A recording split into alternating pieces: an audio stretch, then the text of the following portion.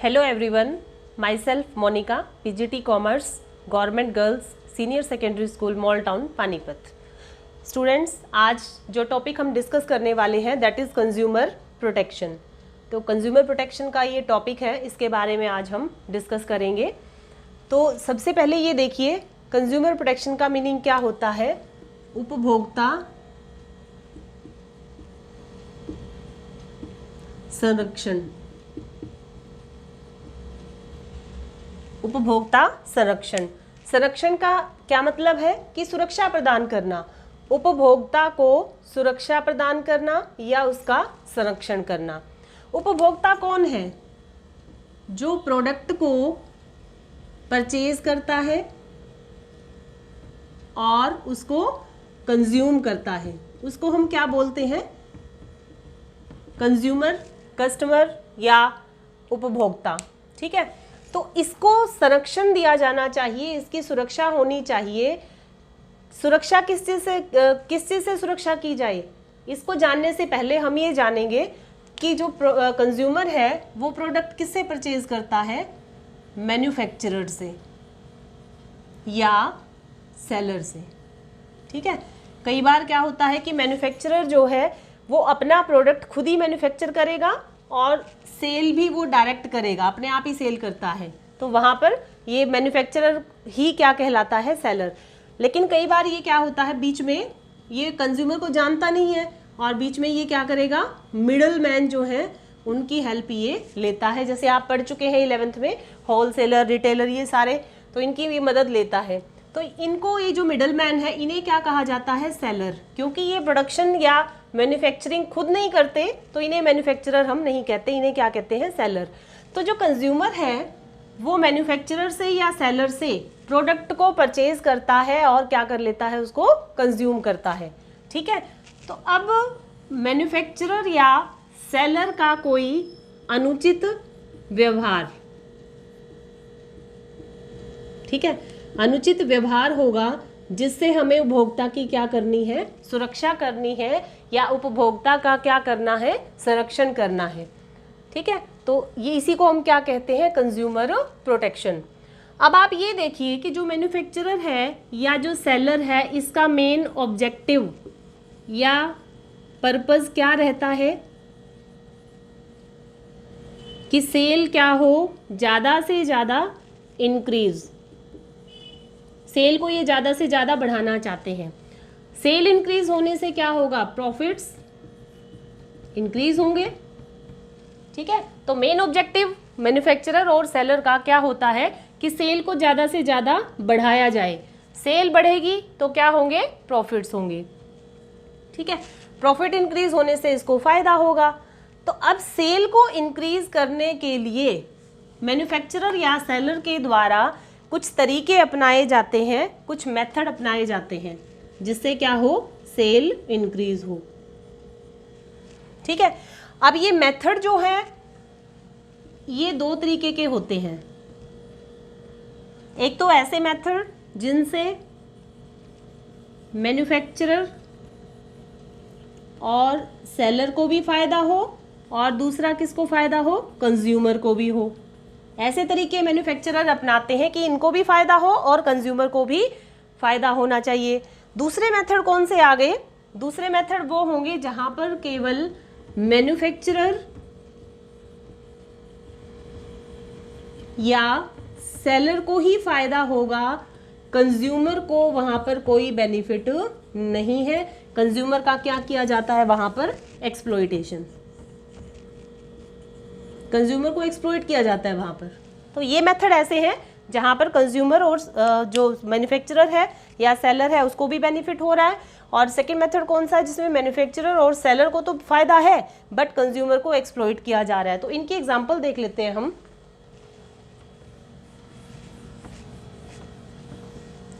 First method जहां पर consumer को भी बेनिफिट हो और मैन्युफैक्चरर को भी। हमने दो टाइप के ये मेथड पढ़े कि इन दोनों मेथड को अपनाता है वो सेल को इंक्रीज करने के लिए। तो पहला मेथड क्या बताया?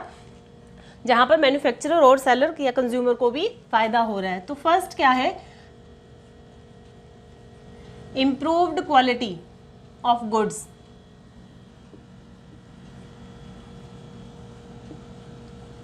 ठीक है, जहां पर वो प्रोडक्ट की क्वालिटी को क्या कर देता है मैन्युफैक्चरर, इम्प्रूव कर देता है। प्रोडक्ट की क्वालिटी इम्प्रूव होने से कंज्यूमर क्या होगा, सेटिस्फाई होगा ऑब्वियसली। जब कंज्यूमर ने प्रोडक्ट को परचेज किया और इसकी क्वालिटी बढ़िया थी तो उसको कंज्यूमर को अच्छी लगी, तो वो सेटिस्फाई होगा और वो फिर बार बार उसको क्रय करेगा। ठीक है, बार बार क्या करेगा, उसको परचेज करेगा, और बार बार परचेज करेगा तो मैन्युफैक्चरर की क्या होगी, सेल बढ़ेगी। और इवन ये जो अपने फ्रेंड सर्कल में भी क्या बताएगा कि भाई इसको एक तरह से एडवर्टाइजमेंट करेगा कि ये प्रोडक्ट क्या है, अच्छा है, आप इसको क्रय करें, मैं तो बहुत सेटिस्फाई हूँ, और आप भी इसको परचेज करेंगे तो आप भी सेटिस्फाई होंगे। ठीक है, तो इससे क्या हुआ, मैन्युफैक्चरर की सेल क्या होगी, इंक्रीज, प्रॉफिट्स क्या हो गए, इंक्रीज। ठीक है, एक तो ये मेथड है। दूसरा मेथड है decrease in price. Decrease in price, कि प्राइस को कम कर दिया जाए। प्राइस अगर कम होंगे तो जो गरीब व्यक्ति प्रोडक्ट को परचेज नहीं कर पा रहे थे, जो कंज्यूमर फाइनेंशियल पोजीशन के वजह से फाइनेंशियली पुअर थे, तो उसको पहले वो जब महंगी थी प्रोडक्ट तो उसको परचेज नहीं कर पा रहे थे। अब कंज्यूमर जो है प्राइस कम होने के कारण कंज्यूमर क्या होंगे, इंक्रीज।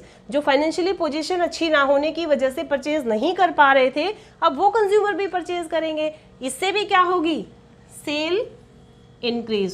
सेल इंक्रीज होगी तो क्या होंगे, प्रॉफिट्स भी क्या होंगे, इंक्रीज। ठीक है, तो आपने ये देखा कि इस मेथड में सेल बढ़ रही है, प्रॉफिट बढ़ रहे हैं, और कंज्यूमर को भी फायदा हो रहा है और मैन्युफैक्चरर को भी बेनिफिट हो रहा है यहाँ पे।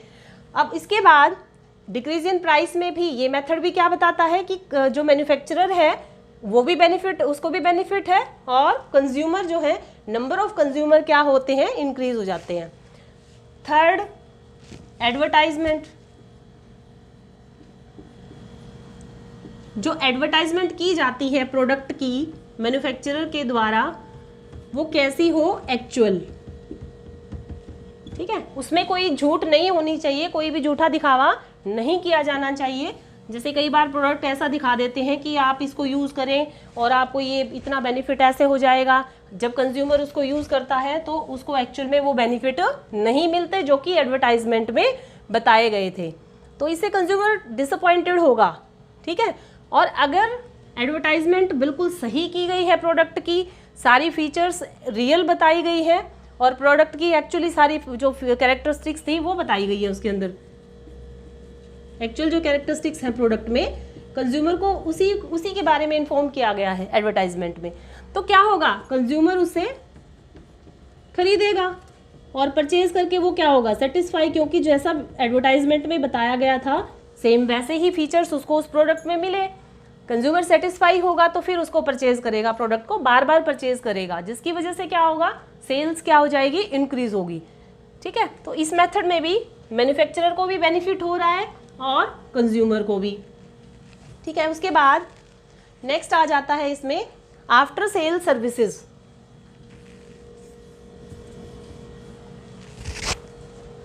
नेक्स्ट पॉइंट है आफ्टर सेल सर्विसेज। विक्रय के बाद की सेवाएं। मैन्युफैक्चरर जब कंज्यूमर को आफ्टर सेल सर्विसेज दे, आफ्टर सेल सर्विसेज का मतलब क्या हुआ कि जैसे गारंटी वारंटी ये दे दी जाती है कंज्यूमर को कि आपका प्रोडक्ट अगर ख़राब हो जाता है तो आपका जो प्रोडक्ट है वो रिप्लेस कर दिया जाएगा। नहीं तो देखो सेल कर चुका है मैन्युफैक्चरर कंज्यूमर को, वो कहता है मैं तो कुछ नहीं करूँगा, भी बाद में आपका प्रोडक्ट ख़राब हो जाए तो हम इसको रिप्लेस नहीं करेंगे, तो कंज्यूमर वहाँ डिसअपॉइंटेड होगा। तो मैन्युफैक्चरर क्या करता है कि आफ्टर सेल सर्विस देता है। पहला तो जब इसने प्रोडक्ट कंज्यूमर ने परचेज़ किया तो उसके घर तक पहुंचाने की जो सारी जिम्मेवारी मैन्युफैक्चरर लेता है, कि जैसे कोई कंज्यूमर ने कोई वॉशिंग मशीन परचेज की, एग्जांपल ले लीजिए कि वॉशिंग मशीन परचेज की, तो जो मैन्युफैक्चरर है या जो सेलर है वो कंज्यूमर से बिल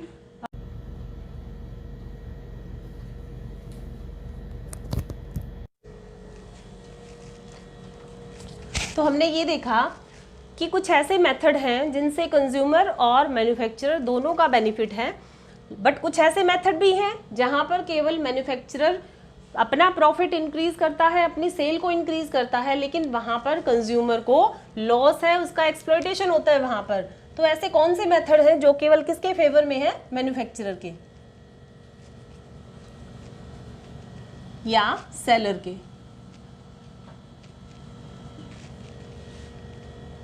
फर्स्ट क्या आ जाएगा?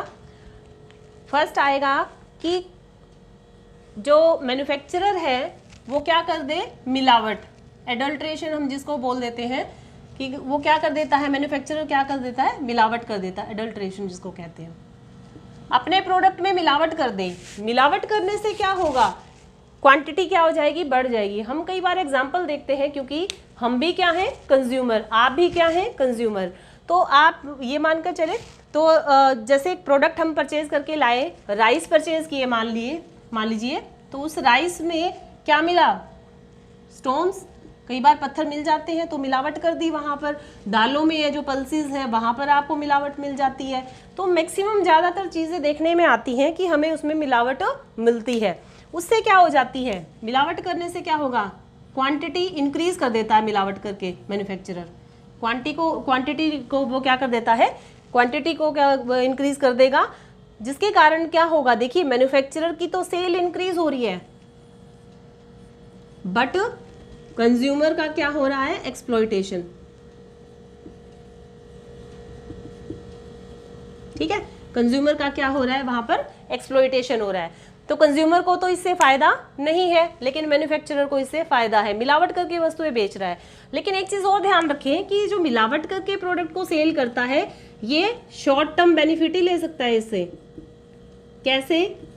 कंज्यूमर को एक बार प्रोडक्ट इसने सेल कर दिया मिलावट करके, अब कंज्यूमर ने देख लिया कि भी ये प्रोडक्ट बढ़िया नहीं है, तो इसको वो दोबारा परचेज नहीं करेगा, जिसके कारण सेल क्या हो जाएगी? नेक्स्ट टाइम डिक्रीज हो जाएगी। एक बार तो सेल बढ़ा ली, शॉर्ट टर्म में तो सेल क्या होगी? इंक्रीज होगी, और प्रॉफिट भी क्या हो गए? इंक्रीज हो गए।